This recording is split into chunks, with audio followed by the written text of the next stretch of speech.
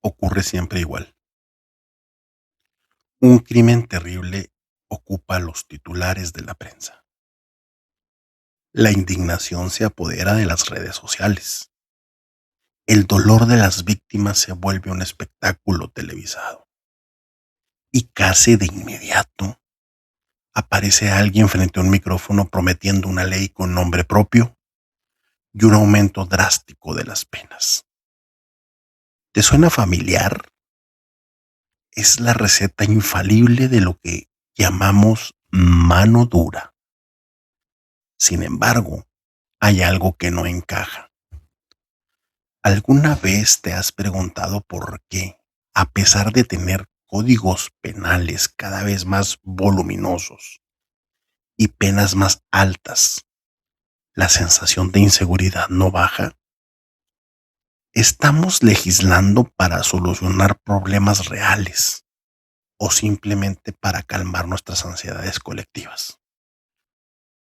Hoy vamos a desmontar una de las trampas más peligrosas del sistema de justicia moderno: el populismo penal. Esa estrategia seductora que utiliza el derecho penal no para proteger a la sociedad, sino como una herramienta de popularidad. Bienvenidas y bienvenidos.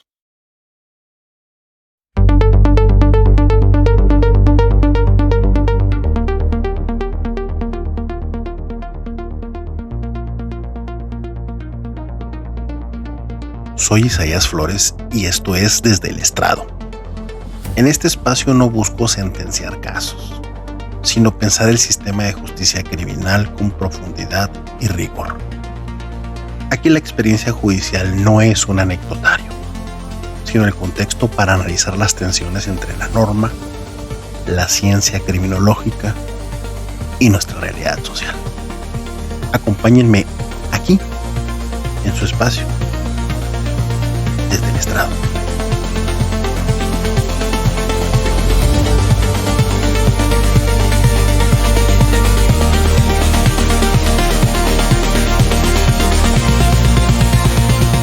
Muy bien, para empezar y entender dónde estamos parados, hay que hacer una distinción técnica fundamental que suele perderse en el ruido de los medios. Por un lado tenemos la política criminal, que no es lo mismo que la criminal política. Una política criminal seria es una política pública basada en la evidencia.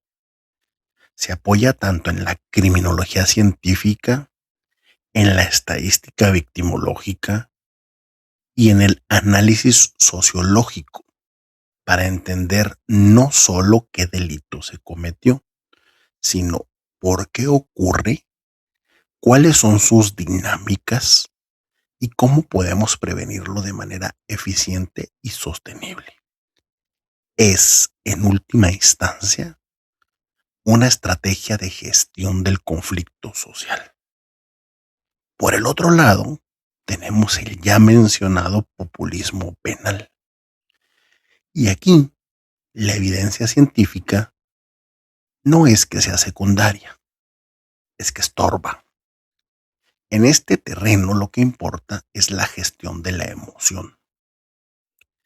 El populismo penal es, en esencia, una respuesta legislativa simplista a problemas estructurales profundamente complejos. ¿Cuál es el motor de esta gestión de la emoción?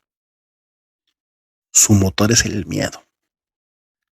¿Alguien identifica ese miedo?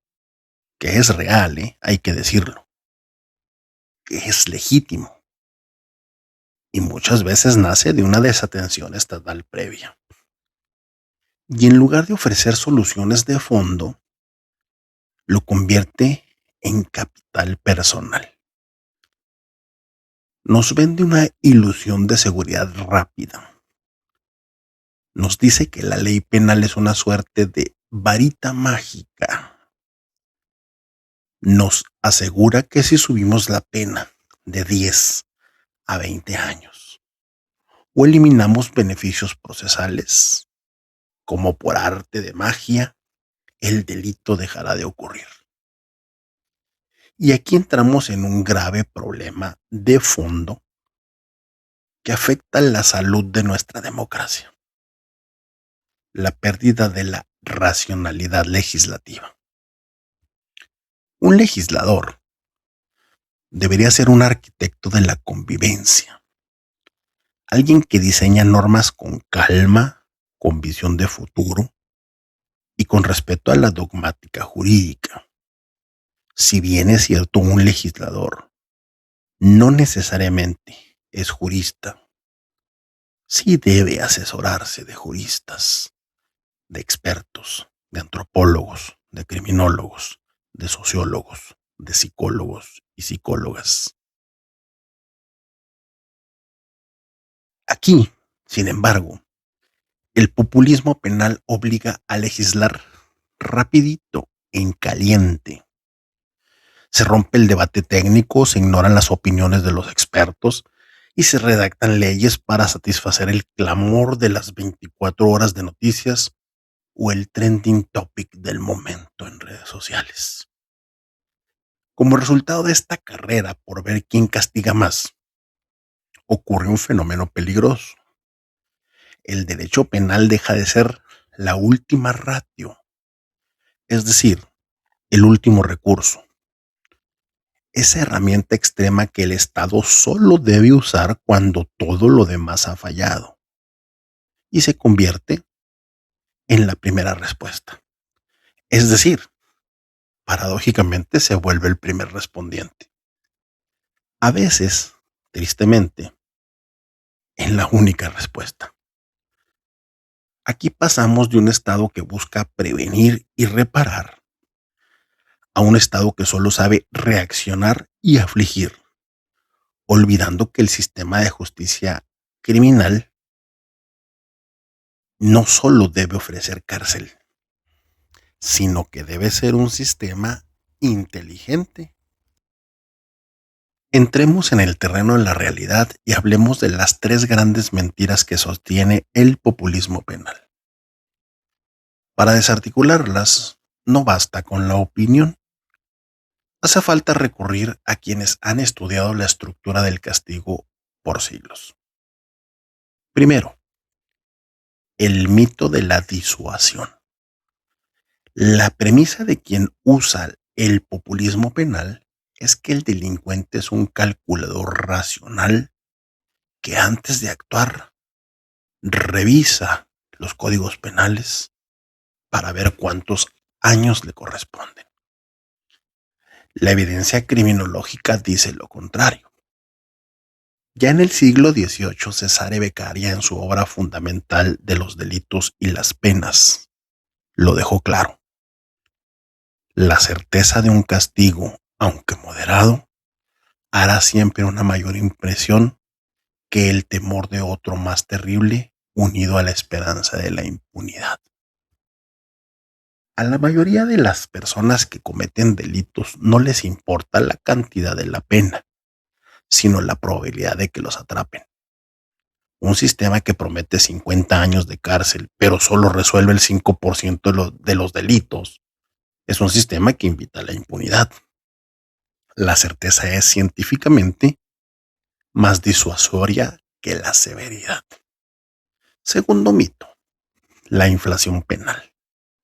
Cuando empezamos a subir penas sin coherencia, generamos un caos técnico que el jurista italiano Luigi Ferrajoli ha denunciado como una degradación del derecho penal. Esta inflación rompe el principio de proporcionalidad. Terminamos con códigos penales esquizofrénicos donde un robo con ciertas características puede tener más pena que un homicidio, o donde las cárceles se saturan de pequeños infractores mientras que los procesos por delitos complejos se dilatan por falta de recursos. Como bien lo advierte Ferrajoli, cuando el derecho penal se expande sin límites, pierde su eficacia y su autoridad moral. No ordena la sociedad, simplemente colapsa el sistema. Y tercero, quizás la más dolorosa, la mentira a la víctima. Desde una perspectiva humanista y victimológica, el populismo penal es cruel. El criminólogo noruego Nils Christie explicaba que el Estado suele robarle el conflicto a las víctimas, usándolas solo como pretexto para ejercer poder. Se le dice a la víctima que su dolor se sanará exclusivamente con la cantidad de años que otro pase encerrado. Se le ofrece una venganza simbólica en lugar de lo que Christie llamaba una participación real o una reparación efectiva. El Estado le entrega a la víctima un papel con una sentencia larga que muchas veces ni siquiera entiende y ni siquiera se cumple de forma efectiva. Y luego la deja sola con su trauma, sin asistencia psicológica ni acompañamiento institucional, y muchas veces revictimizándola. Eso no es justicia. Es, en palabras llanas, una estafa emocional. Pero todo esto no es gratis. El populismo penal tiene un costo penal altísimo que todos pagamos, nos demos o no nos demos cuenta. Cuando la justicia se vuelve una herramienta de emergencia, lo primero que se sacrifica son las garantías, los derechos de las personas. Se abusa de la prisión preventiva. ¿Les suena familiar? Se debilita la presunción de inocencia y se justifica el todo vale con tal de dar una imagen de firmeza. Aquí el problema es que cuando el Estado empieza a ignorar las reglas del juego para castigar a los malos, eventualmente termina ignorando las reglas para todos. Y hay un factor de selectividad penal innegable. La mano dura siempre tiene un perfil de cliente preferido, una selectividad penal. Rara vez vemos populismo penal contra delitos financieros, contra la gran corrupción estructural o contra los delitos ambientales que afectan a generaciones enteras.